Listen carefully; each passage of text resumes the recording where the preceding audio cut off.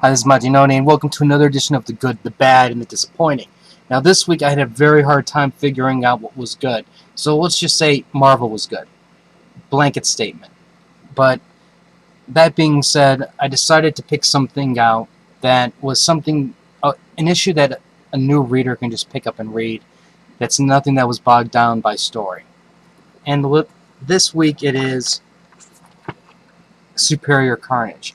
Now, for me, when I first heard about Superior Carnage, I thought this was going to be just a garbage book. Yeah, you're gonna have Carnage. He's gonna do crazy things, and who cares? It's not gonna be that good. But the cover art was just fantastic, and I thought, well, I'll give it a try. I was so wrong. This book was fantastic, and the reason why it's fantastic is it's how it was written. See, this is through the eyes of a normal guy. He's this guy who got thrown in jail for insider trading, and due to prison overcrowding, he gets moved to a maximum security prison with supervillains. And if you thought life was bad then, just imagine what your life would be. One day you find out that Carnage is right next to you. Well, obviously Carnage is going to get out, and insanity, death, and destruction ensue. And just the whole perspective of this one person and his journey through the story was great. I loved every minute of it. To make the story even better is once his story is finished, it transfers to something else. And once it does that, that's when I think this book is really going to be starting to shine. See, because the thing is, this isn't a superhero book, like a traditional Here Comes Spider-Man or Scarlet Spider-Man or Venom or anybody like that. This is more along the lines of superior foes of Spider-Man, but these guys are going to probably be a little bit better off than those bunch of idiots. But regardless, I thought this was definitely one of those books that definitely should deserve some attention right from the beginning, and hopefully they'll be able to pull off a fantastic story. What I can tell you is I'm not going to spoil who the other villains are that are involved here, but basically somebody found out that the government took Venom and made him a super soldier. And what they're going to try to do is the same thing with Carnage, and of course turn Carnage to for evil deeds. And this was very well written. I cannot wait until I see this whole series pan out. The bad. Let's continue where we left off with What If of AVX issue number 2. Now, I bet you're probably wondering why did I buy this, and I'll tell you what. Because I needed to guarantee that I was going to get something bad, because I've been getting some of these books have been really good. And besides that, I was just a part of me was curious to see where they were going to take this book. And it's a mess. It really is. And that, like, the one thing I'll say is this: people actually got killed because of that attack, which is I find kind of odd, because if this was part of the regular Marvel continuity, nobody would have died. No, yeah, they might have had some bruises or maybe a broken bone or two, but nobody would have died. Because this is a what if, suddenly reality sinks in and actually people die. And I kind of find that kind of storytelling kind of frustrating. Another problem I have with it is Falcon turns white for, I don't know, just a little bit. I don't get that part.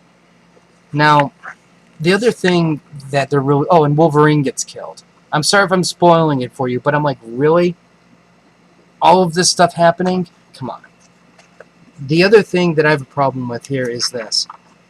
If you remember what made the AVX and Schism and everything, like, I don't want to say realistic, but it actually had like, you saw a buildup, and that buildup was the breakdown of Cyclops, where Cyclops was becoming more of I don't want to say crazy, but he was actually starting to uh, push people away. He was becoming more hard-edged. He was being more protective of the mutants because of everything that's been happening, and he was basically splitting the team in half. So all of this was making a logical path when it finally got to AVX. But when we got here, none of that background is happening with Cyclops. Cyclops is just like an ordinary person who is wrapped up into this crazy nonsense, and Magneto's the one that went nuts. So I'm having slight problems with that part there. Now, quickly, what this book is really turning into right now is it's not necessarily AVX, it's everyone versus Phoenix. And I'm like, well, yes, that is essentially what AVX was about. AVX was also on another level in that it really was about the Avengers fighting the X-Men and splitting the team of the teams in half as to what side are you on. In this case, we've only taken 3 X-Men, splintered them off, and now it's becoming the Phoenix battle. Which, now I'm kind of going, well, I can't imagine this thing really being well written any longer, but it's going to be a big fight. People are going to get killed. Let's see what happens. But that doesn't stop it from being a bad book, because it really is bad. And finally, the disappointing. I'm sure you can already tell what's behind this cover. And that is Justice League of America #6. Under normal circumstances, one would say, Majinoni, are you out of your mind? This is the battle that we've been waiting for, and it's amazing. It's not amazing, and I'll tell you why. And it's actually really simple. It's called poor, very poor illustration and panel layout. See, the thing is, you can argue the point, yes, all these superheroes were in one spot fighting. And yes, it would look like a jumbled mess. But this is where I say this is where it's wrong. What this really is just a layout to throw in as many superheroes in there as possible to show them fighting. And let's just break this panel, 2-page spread apart. You have Zatanna, who is casting. Basically, she turned into a violet or sapphire lantern. Because since when does she shoot purple energy out of her hands? Zatanna was magic, and it's basically spells that are backwards. Could you please tell me what spell she would ever conceive of creating purple? I don't know. And why purple of all things? 2. They're in the middle of a big fight. There's Vibe standing right in front of Batman, and Batman just has eyes for Catwoman. Now, I understand why he would have eyes for Catwoman. I mean, who wouldn't have? But that's besides the point. It's like looks like you're reaching for Vibe, but you just kind of want to look at Catwoman. Then you have Green Arrow looking like he wants to shoot an arrow in the back of Hawkman, but I didn't understand. In reality, he's probably trying to hit Aquaman. You have Katana flying through the air to get at Wonder Woman. The only one that looks like she's really going after the target that she's supposed to be going after, besides the Martian Manhunter trying to subdue Superman. And there was one other problem here. Oh, that's right. Everything, like I mentioned before, is just like encased in one small space. I mean, even Hawkman flies. Why is he basically on the ground? And if you look at it this way,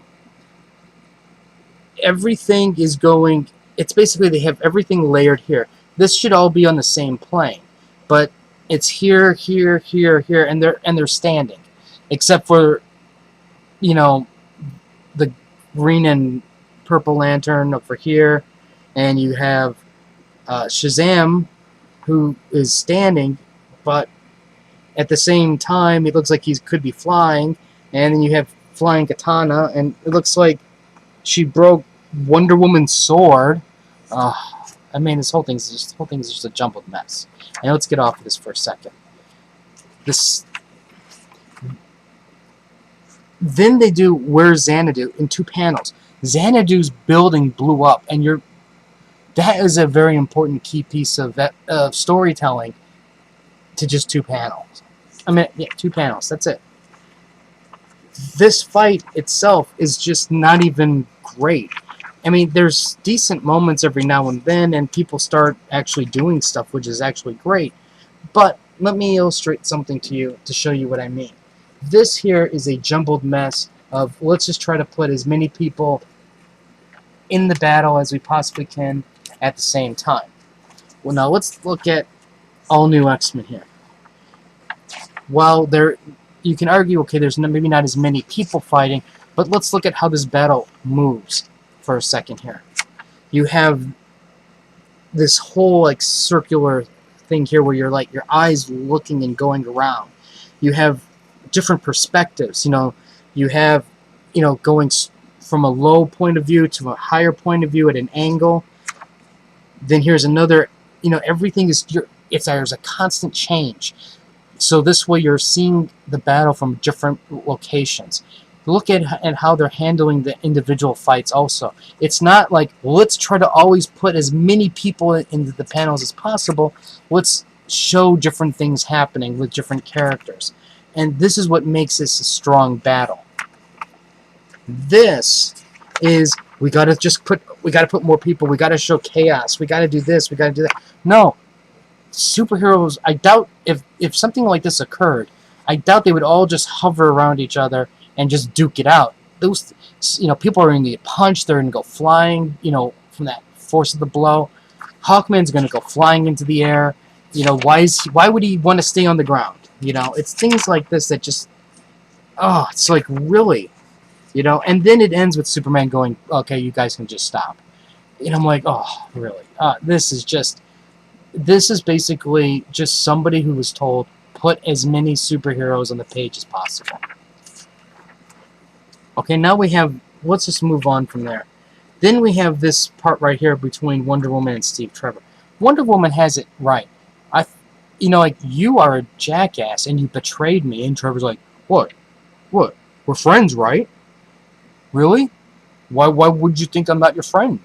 It's not like I was conspiring against you to form a secret organization that is there to purposely take you out.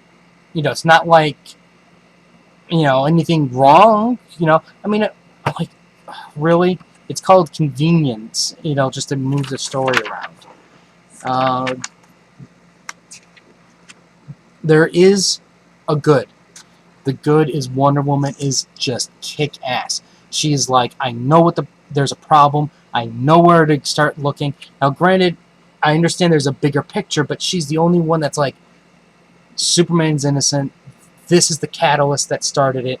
We need to do something about that. And everybody else is like, what do we do? What do we do? I don't understand. Superman did something. And maybe that's not Superman's way of doing things. And, I have, just from this, I definitely would want Wonder Woman in my, corner. And because Wonder Woman's trying to find out about Pandora's box, that's what brings in Justice League Dark into the big conflict. The ending was okay. It was just, I won't spoil it for the people who haven't read it, but I will say this: it is exactly the type of ending you would expect, and to me, that's the problem with this book, and that's why it's so disappointing. Is it's not really taking a lot of risks. Granted, killing of Dr. Light was a tremendous risk to do, especially using Superman. But we all know Dr. Light's not going to be dead. Something's going to happen and Dr. Light is going to come back. I can't imagine him being permanently killed by this mess. I can't. But we'll see how that works out, especially since he's being worked on right now and cut open. But we'll see. But anyways, this is my good, the bad, and the disappointing. Let me know what you guys have on your list for your good and your bad and your disappointing. Like your Facebook. I do the Crunchyroll anime reviews, and I'll do more reviews and stuff later. So until next time.